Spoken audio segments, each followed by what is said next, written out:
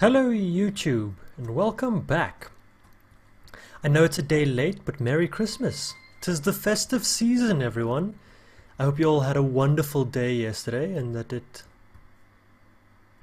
sparks a brand new and a wonderful year ahead. In the last episode though, we built this, our pub, and I'm really happy with how it came out, but I want to show you guys something. I made some changes. A couple minor changes, and I'm really hoping you're going to like it. Bam! I ended up doing it. I went in and I changed the painting textures. So all of the paintings in my Minecraft, I'm now using a custom texture pack for the paintings and one or two other things that I'll show you in a second. But all of the paintings in my texture pack are now custom. They are real life paintings by the artist, the late artist Bob Ross. Amazing painter. Go and check out some of his videos, and I'm sure you'll find them on YouTube, just Bob Ross. And yeah, awesome paintings. I pixelated them all myself and then edited the texture pack with the help of a friend. It's not the only changes I made to the textures. My hay bales are no longer radioactive yellow, and the strings tying them on are brown, no longer bright red.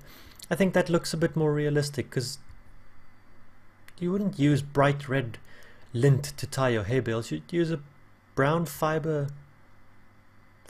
cord or something. Also, the birch log texture is different. I think this looks miles better. This is just a skin that I found on NovaSkin, the website, and I think that looks much better.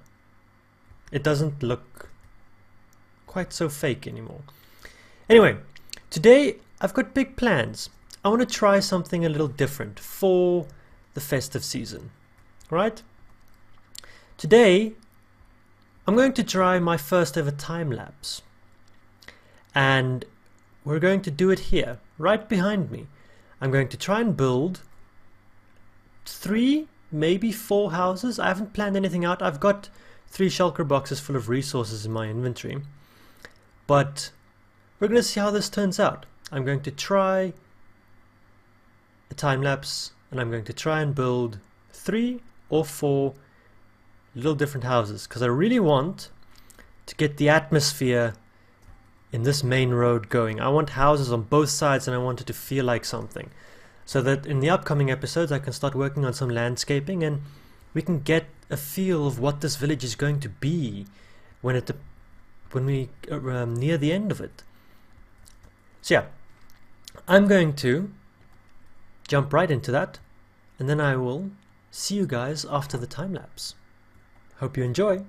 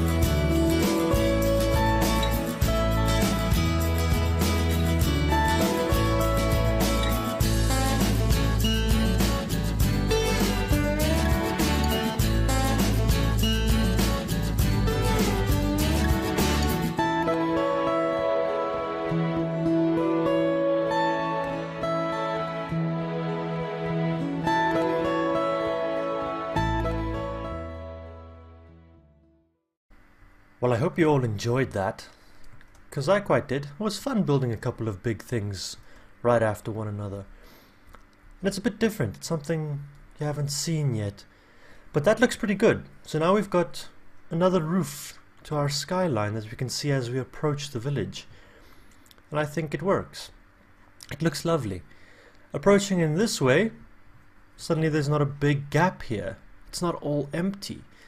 And this, I think, will make a lovely little garden space with a tree growing. Bit of an interstitial space. Coming through here, buildings on all sides. And I like that. I really do like that. Got the road. This is now going to force me to detail the road a bit more than it is. But here we've got another little interstitial space. This, I'm thinking, could be a bit of an alleyway stretching through here to the back of this garden. A darker, slightly neglected maybe area, which I like quite a lot. Coming into the houses, I haven't done any of the interiors yet. That I think I'll do between episodes. You guys have seen me do quite a couple of interiors now, and I think I've settled into a rhythm with the interiors. Not that that's a bad thing, I think that's perfectly adequate. But yeah, I do like it.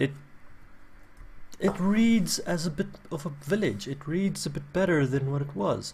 Again, another little interstitial space. This, I'm thinking, might even be wide enough for a little road that stretches past to the back, and we have some more buildings over here. Maybe that's a future project that we can do. But yeah, here